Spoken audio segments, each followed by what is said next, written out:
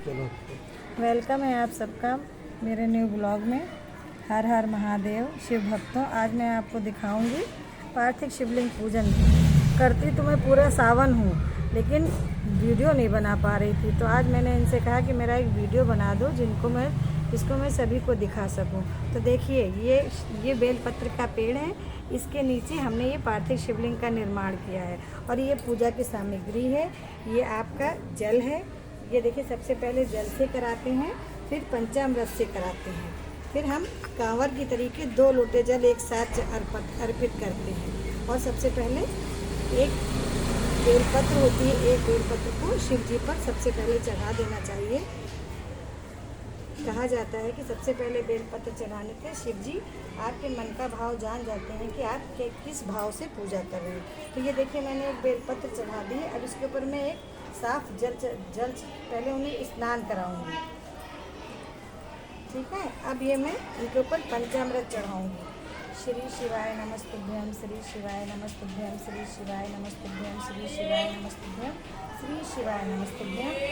पंचामृत चढ़ाने के बाद में फिर से हम इनको साफ जल से स्नान कराएंगे। श्री शिवाय नमस्तुभ्यम, श्री शिवाय नमस्तुभ्यम, श्री शिवाय नमस्तुभ्यम। उसके बाद अब हम इनको कांवर की तरीके 2 लोटे जल से इनको 2 लोटे जल इनके ऊपर अर्पित करेंगे।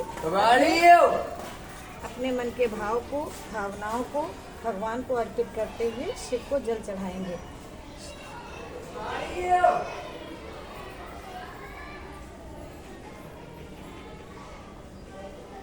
ऐसे श्री शिवाय नमस्तुभ्यम, श्री शिवाय नमस्तुभ्यम, श्री शिवाय नमस्तुभ्यम, श्री शिवाय नमस्तुभ्यम, श्री शिवाय नमस्तुभ्यम, श्री शिवाय नमस्तुभ्यम, श्री शिवाय नमस्तुभ्यम, श्री शिवाय नमस्तुभ्यम, श्री शिवाय नमस्तुभ्यम, श्री शिवाय नमस्तुभ्यम, श्री शिवाय नमस्तुभ्यम। इस जल को हमें 5 जगह जरूर लगाना चाहिए। एक अपने दोनों आँखों पे, दोनों कानों पे, अपने मस्तक पर और अपने गले पर और अपने हृदय में इनको जरूर लगाना चाहिए। अब हम इनका श्रृंगार करेंगे। सबसे पहले हम इनको वस्त्र पहनाएंगे। ये जनेऊ होता है, ये इनको हम सबसे पहले वस्त्र धारण करेंगे। श्री शिवाय नमस्तुभ्यम।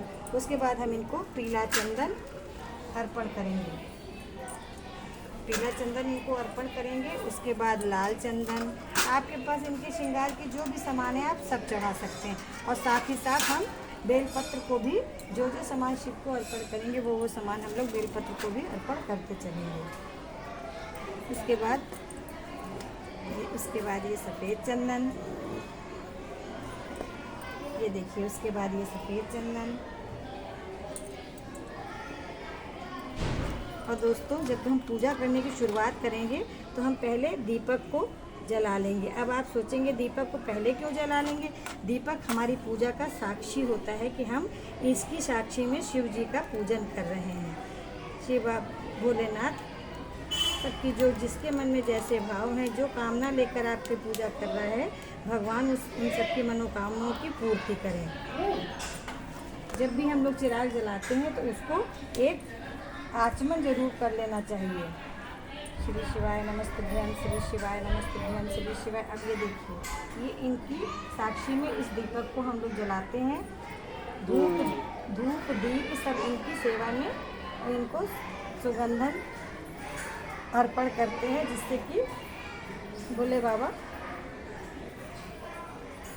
सब पर दया बनाए रखें, सब पे कृपा बनाए रखें। धूपम दीपम समर्पयामि, धूपम दीपम समर्पयामि। अब हम इनको अक्षत चढ़ाएंगे। अक्षतम समर्पयामि। अब हम इनको बेलपत्र चढ़ाएंगे। बेलपत्रम समर्पयामि। ये पुष्प जो होता है भोलेनाथ को बहुत पसंद होता है। अगर हो सके तो आप लोग जिस दिन नाग पंचमी है उस दिन ये पुष्प भोलेनाथ को जरूर चढ़ाइएगा, ढूंढ के चढ़ाइएगा। इससे धन वैभव की घर में कभी भी कमी नहीं होती है, ऐसा भोलेनाथ की उसमें शिव पुराण में लिखा हुआ है। पुष्पम समर्पयामि। और ये जो लाल फूल होता है इसलिए चढ़ाया जाता है, ये पार्वती माता को चढ़ाया। शिव शक्ति, जब हम शिव शक्ति दोनों का पूजन करते हैं तब हमको पूजन का फल मिलता है। तो प्राम्बा माँ भगवती को पुष्पम समर्पयामि।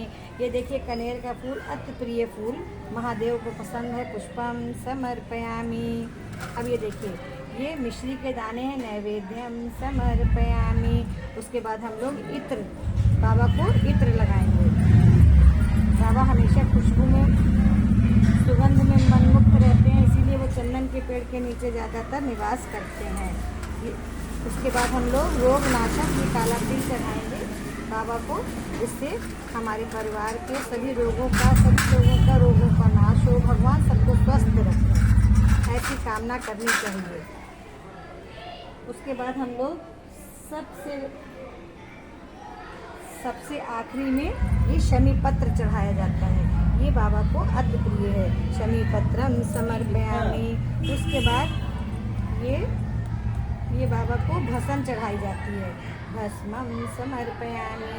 और ये बेलपत्री के नीचे की मिट्टी है और ये भस्म का जो चढ़ाई जाती है, इसका टीका अपने घर के सभी बच्चों को, पुरुषों को, पति को, घर के जितने भी लोग हैं उन सभी को अपने मस्तक पर लगाना चाहिए, जिससे कि भगवान उनका दिन अच्छा रखें, भगवान उनको स्वस्थ रखें, हर बला मुसीबत से उनको बचा के रखें। दक्षिणा के बगैर कहते हैं दक्षिणा के बगैर हर पूजा अधूरी है। दक्षिणाम समर्पयामि। तो देखिए दोस्तों, मैंने आज आपको शिव पूजन दिखाया। अभी लास्ट का एक पूजन ये बाकी है कि अगर आपके अंदर कोई भी मनोकामना है तो आप अपने हाथ में एक बेलपत्री को रखिए, उस पर चंदन लगाइए। चंदन लगाने के बाद एक चावल का दाना उस पर चिपकाइए, उस पर थोड़ी देर शांत होकर बैठ जाइए और अपने मन में भाव रखिए, बाबा से प्रार्थना कीजिए कि हे बाबा, मैं ये भाव लेके आपकी पूजन कर रही हूँ, मेरी मनोकामना की पूर्ति कीजिए। तो आज मैंने आपको पार्थिव शिवलिंग पूजन दिखाया। मुझे बहुत हर्ष हो रहा है ये पूजन दिखाने में, क्योंकि काफ़ी दिनों से मैं सोच रही थी। आज मैंने अपने हस्बैंड से कहा कि आप मेरा वीडियो बना दीजिए।